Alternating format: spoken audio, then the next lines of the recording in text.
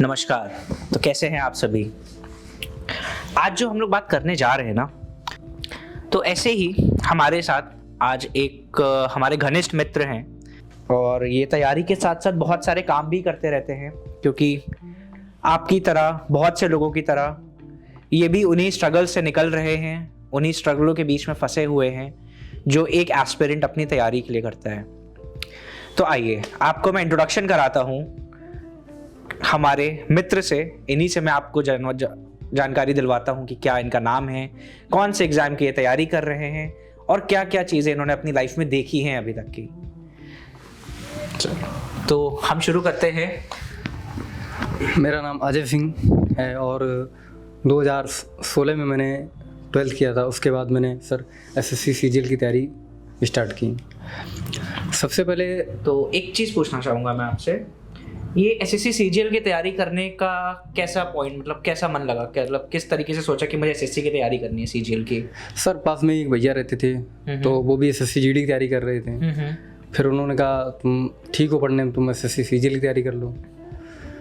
तो इस अप्रोच के साथ हमने 2016 में ही तैयारी स्टार्ट कर दी थी। और फिर तैयारी स्टार्ट करने के 2018 में पहला मैंने एमटीएस दिया था और सीएचएसएल दिया था। एमटीएस में क्वालिफाइड हो गया था। अच्छा। और सीएचएसएल में ये हुआ कि एसएससी, सबसे बड़ी बात ये है कि अगर आपको एसएससी तैयारी करनी है तो काफ़ी टाइम रख के चलना होगा। कि एसएससी एक पेपर पूरा कराने में, मेरिट तक आने में पूरे 2 या 2.5-3 साल तक ले लेता है। तो 2018 का रिजल्ट अभी 2020 में आया था, जो आपने एमटीएस वाला दिया था। हाँ। जो अभी आया है। तो मैं सबसे पहले मैं ये पूछूंगा, जैसे आपकी एसएससी का आपने बताया कि जैसे आपके पास भैया थे, उन्होंने बताया तुम पढ़ने में अच्छे हो, तैयारी, तो आपकी तैयारी कैसे शुरू हुई? आपने कैसे पढ़ाई का सेटअप किया? क्या सपोर्ट मिला आपको फैमिली में?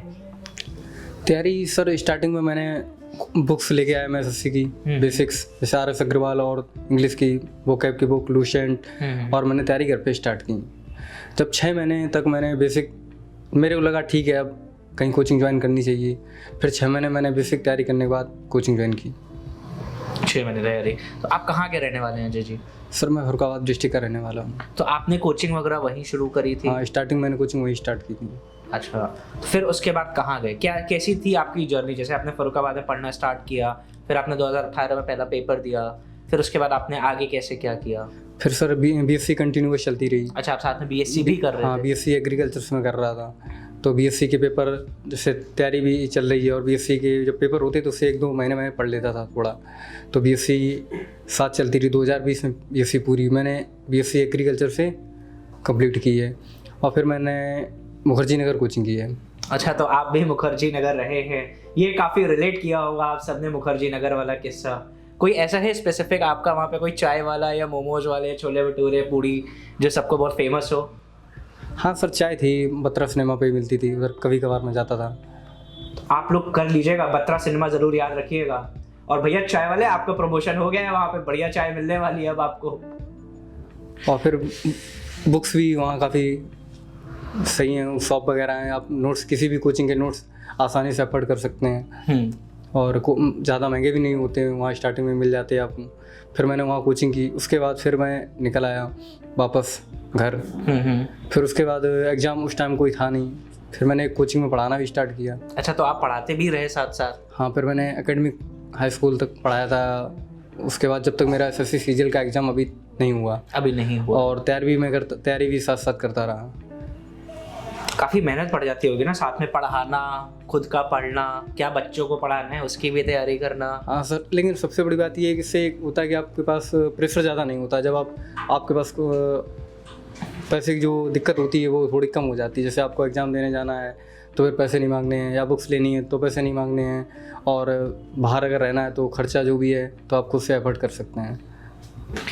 तो अभी हम बच्चों से क्या बात कर रहे थे ना, तो हम लोग बच्चों से जब वीडियो स्टार्ट किया था तो हम लोगों ने इस चीज़ पे चर्चा शुरू करी थी कि क्या स्ट्रगल होते हैं हम लोगों के। तो आपकी जर्नी में क्या स्ट्रगल्स रहे हैं? सबसे सर 2 स्ट्रगल रहता है। एक, फैमिली को छोड़ना, घर से निकलने के बाद, या जो भी मतलब बंदे 2 होते हैं, जैसे कि कोई जाता आता रहता है घर से, एक बंदा वो होता है जो कभी घर से गया ही नहीं होता, उसके लिए काफ़ी दिक्कत होती है। जैसे मैं घर से बाहर कभी गया ही नहीं, तो मेरी दीदी पहले से ही बाहर रहती थी तो मैं घर पे ही रहता था, तो मैंने फर्स्ट टाइम ही घर छोड़ा था 2018 में। हाँ। और फिर ये होता जब भी मैं घर आता था, फिर जब मैं दोबारा वापस जाता था, फिर 3-4 दिन ना ही मैं खाना खाता ना ही पड़ता था। ये सभी के साथ होती है होम सिकनेस वाली फीलिंग। घर से आने के बाद वो हॉस्टल का खाना पसंद नहीं आता है ना, वो पतली दाल कड़ी रोटी कौन खाएगा, ये हम सभी के साथ होता है। फिर वापस आके 3-4 दिन लग गए, हफ्ता भर हो गया आपको सेटल होने में। हाँ, फिर तैयारी दोबारा स्टार्ट हो जाती है। मतलब फिर ठीक है भैया, हम पतला दाल चला लेंगे लेकिन पढ़ाई चलती रहनी चाहिए हमारी। जी सर। मैंने कुछ सुना है आपके बारे में, कुछ ऐसे स्ट्रगल्स हैं आपने जो देखे हैं अपनी लाइफ में? सर स्ट्रगल ये सबसे कि घर पे जो अगर नीड जो होती है, जैसे पापा अकेले रह रहे हैं तो फिर काम होता है, अगर आप घर पे तो अब आप हेल्प कर सकते हो, लेकिन जब आप घर पे नहीं हो फिर दिक्कत हो जाती है। तो अजय जी, जैसे हम लोग स्ट्रगल्स की बात कर रहे थे तो अभी आप बता रहे थे फैमिली स्ट्रगल्स होते हैं, फैमिली स्ट्रगल्स के अलावा आपने और क्या स्ट्रगल्स देखे हैं अपनी लाइफ में? सर स्ट्रगल तो ये है कि अब इस टाइम जो टाइम चल रहा है, पेपर काफ़ी टाइम ले लेता है। कभी पेपर नॉर्मलाइजेशन, कभी नंबर बढ़ रहे कभी घट रहे, सबसे बड़ी दिक्कत ये भी चल रही है एक तो। दूसरी, टाइम काफ़ी एग्ज़ाम ले रहा है, प्री होने के 6 महीने बाद मेंस होता है, फिर मेंस 6 महीने बाद डिस्ट्रक्टिव होता है, फिर 6 महीने बाद कहीं फाइनल मेरिट लगती है जाके। मैंने ऐसे भी सुना है जो फाइनल लिस्ट आती है उसके ऊपर भी लोग केस कर देते हैं, फिर वो लंबा कोर्ट केसेस चले जाते हैं। जी सर बिल्कुल, ये 2017 वाला ही आप देख लो, 2020 में कंप्लीट हुआ था के CGL। तो अगर आप SSC की तैयारी कर रहे हैं तो आपके पास धैर्य होना चाहिए और टाइम होना चाहिए कि 1.5-2 साल करीब आपके पास होना चाहिए। मतलब वो आपको सरकारी नौकरी से पहले आपको सरकारी नौकरी की ट्रेनिंग दे देते हैं कि धैर्य रख के काम कीजिए सारा। जी सर बिल्कुल। मैं कुछ थोड़ा सा यहाँ पे आपसे पर्सनल पूछूंगा, आपने पर्सनली क्या फील करा है? आप पर्सनली किन चीज़ों से गो थ्रू आप हो चुके हैं कि जो प्रॉब्लम्स आपने फेस करी हैं, जिनको फेस करके आपने ओवरकम किया है? फैमिली का था, फाइनेंशियल्स थे, आपने पढ़ाई करी, आपने पढ़ाया भी आपने, और भी कुछ ऐसी चीज़ें हैं जो आपने फेस करी हों या जो एक आम तौर पे और बच्चे भी करते हैं? सर एक बात जो मेरे साथ सबसे बड़ी हुई वो ये हुई कि जब मैंने कोचिंग की उसके बाद मेरे ये लगा यार अपने खर्चे के लिए पैसे कहीं से ना कहीं से आने चाहिए, तो मैंने कोचिंग पढ़ाना स्टार्ट किया। तो फिर स्टार्टिंग में 1-2 कोचिंग मेरे को मिली, होम कोचिंग मैंने पढ़ाना स्टार्ट किया। फिर एक बार मेरे को एक राजस्थान का एक चैनल था, तो उधर इंटरव्यू देने गया मैं कंटेंट के लिए, और सर रात इधर से निकला मैं रात में, और पैसे भी मेरे पास ज़्यादा नहीं थे। मैं इंटरव्यू देने गया और जब मैं वहाँ पहुँचा तो वहाँ भी मेरा नहीं हुआ। फिर वापस मैं निकला, 2 दिन सर केवल 50 रुपए का मैंने खाना खाया बस, और बिल्कुल खर्चा नहीं किया, पैसे भी नहीं थे मेरे पास। तो सबसे बड़ी दिक्कत ये होती है स्टूडेंट की लाइफ में कि पैसे की सबसे ज़्यादा नीड होती है सर, और घर से भी, और स्टेशन पे ही सर मैं लेटा। आप ये बोल रहे हैं और मेरे यहाँ ना गूज़बम्स खड़े हो रहे हैं। मैं इस चीज़ को बता नहीं सकता हूँ कि मतलब मेरे पास वो अल्फाज नहीं है अभी कि मैं कुछ बता पाऊँ। जो आपने फील करी है ना, ये चीज़ बहुत ही बड़ी चीज़ होती है कि अपना गुजारा आपने 50-50 रुपए में 2 दिन में आपने ऐसे गुजारा करा है, और आपने स्टेशन पे अपनी रातें बिताई है।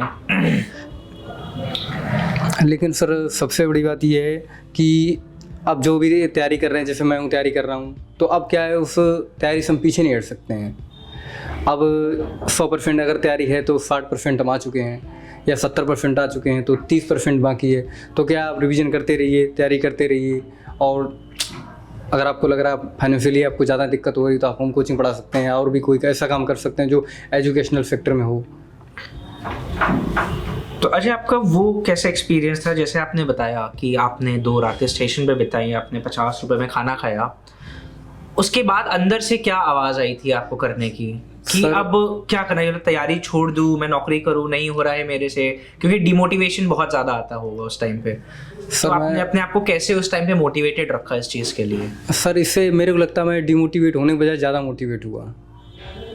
ये बहुत ही मतलब कम लोगों में चीज़ देखने को मिलती है कि आपके साथ ऐसी चीज़ें हो रही हों। अक्सर लोग ऐसे रास्तों पे पहुंच के टूट जाते हैं, उन मोड़ पे, उन चौराहों पे खड़े होकर वो वापस जाना चाहते हैं कि नहीं, हमें नहीं जाना, और बहुत ही कम लोग होते हैं जो उसके बाद वहाँ से दृढ़ संकल्प लेके आगे बढ़ते हैं। तो हमारे अजय जी उन्हीं में से एक हैं। तो आइए सुनते हैं उनकी कहानी कि उन्होंने यहाँ से कैसे अपने आप को और मोटिवेट किया।